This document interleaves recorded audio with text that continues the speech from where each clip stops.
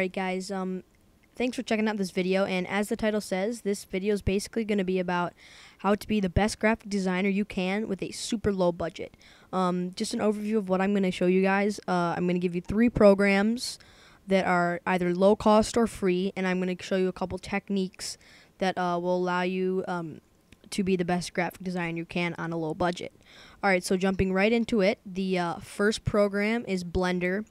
Blender is a 3D modeling and animation program, and the reason I choose this, some of you may already know this, but it is 100% free. It's an open source project, and they're always updating their interface and whatnot, and that brings me on to the next point about Blender, which it kind of has a complicated user interface.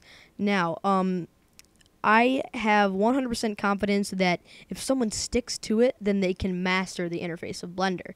It shouldn't be that hard to do. It just takes some time, and with each update, you're going to have to learn a couple new things. It won't be that much of a change, but you're still going to have to learn the new interface.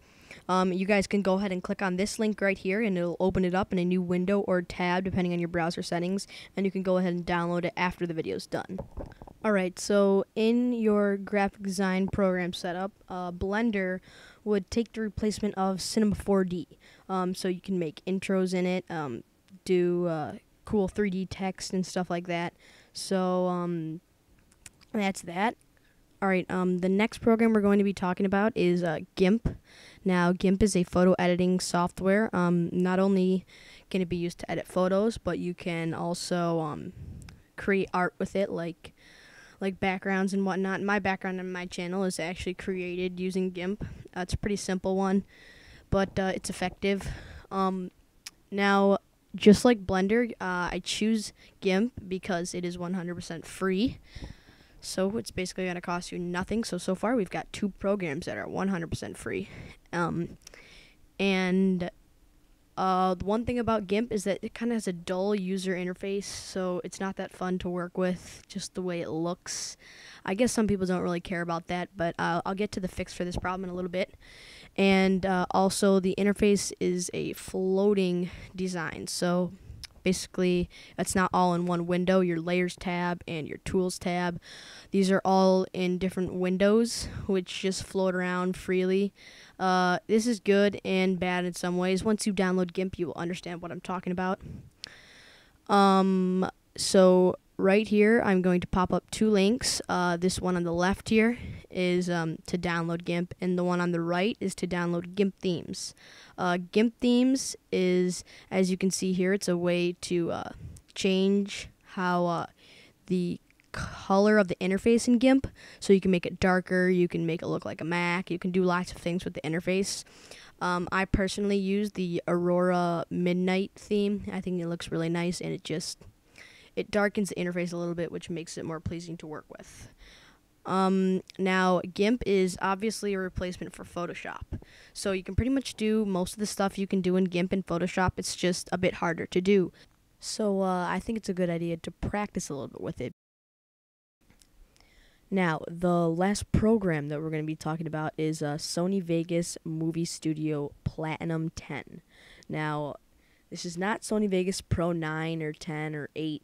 It's not that super expensive program. This program, I found mine on Amazon for only $40, and it can pretty much do everything that the full-fledged Pro version can do, except for mainly masking is the big downside, and then lots of compositing effects aren't there. There's basically 1 compositing effect in Vegas Movie Studio, and there's like 14 in Pro.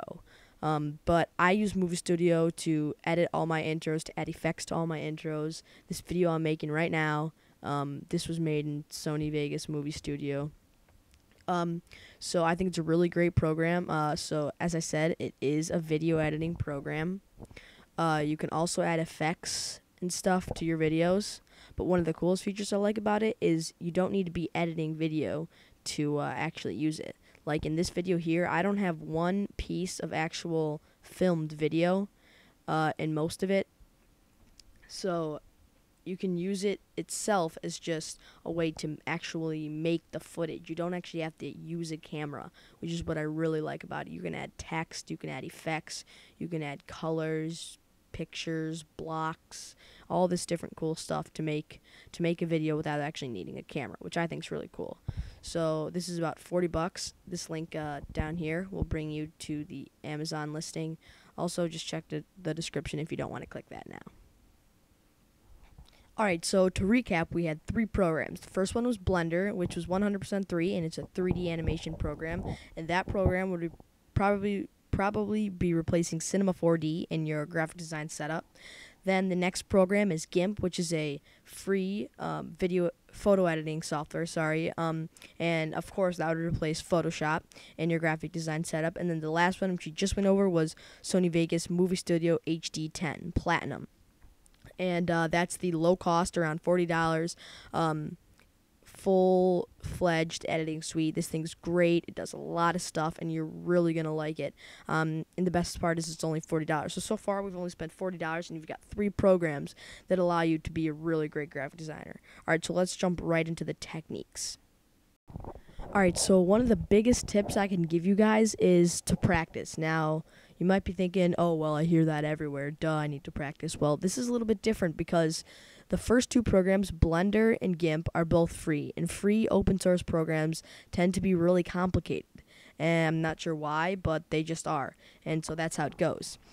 But with practice, you can become really good at these programs and use them just like you'd be able to use any really expensive program. But the way to practice in these programs is to watch videos and watch tutorials. That is how you're going to learn. I would suggest for Blender, checking out Blender Cookie. I'm not sure what their website is. It might just be blendercookie.com, but you can find a ton of great tutorials on how to use Blender from there. And not to mention they have tutorials for other 3D animation programs, but their main one is Blender. For Gimp, you can go ahead and check out another YouTuber, Gimp Know How, GIMPKNOWHOW.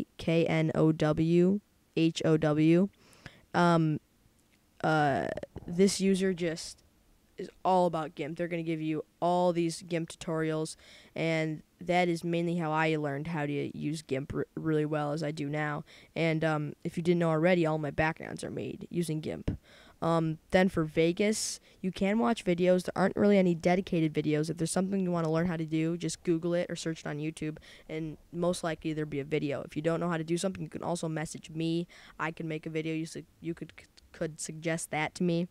But with Vegas, the best way to learn is just to go into the program and mess around with all the effects and all the media generators and stuff like that.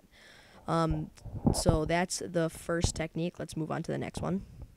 Alright, so the next tip is that if you're going to be doing graphic design through a YouTube channel or something like I am, or maybe it's a little business you want to start or something like that, make sure you don't tell people that you can do something before you can do it. That's one big mistake I've made before, telling people that I can do a certain idea, do a certain style, but then I end up failing and I end up having to tell them that I can't actually do what I said I could do. It's pretty embarrassing, and you don't want to get into that situation, in my opinion. The way to prevent this is to always practice on yourself first. You know, if you want to do a certain technique on a background, go ahead and grab a template and do it with your own background first. And you know, just don't announce to the public that you're going to do something before you actually know how to do it. That's one other tip I can give you. Alright, so the next tip is that if you're going to be doing graphic design through a YouTube channel or something like I am, or maybe it's a little business you want to start or something like that, make sure you don't tell people that you can do something before you can do it. That's one big mistake I've made before, telling people that I can do a certain idea, do a certain style, but then I end up failing and I end up having to tell them that I can't actually do what I said I could do. It's pretty embarrassing, and you don't want to get into that situation, in my opinion. The way to prevent this is to always practice on yourself first.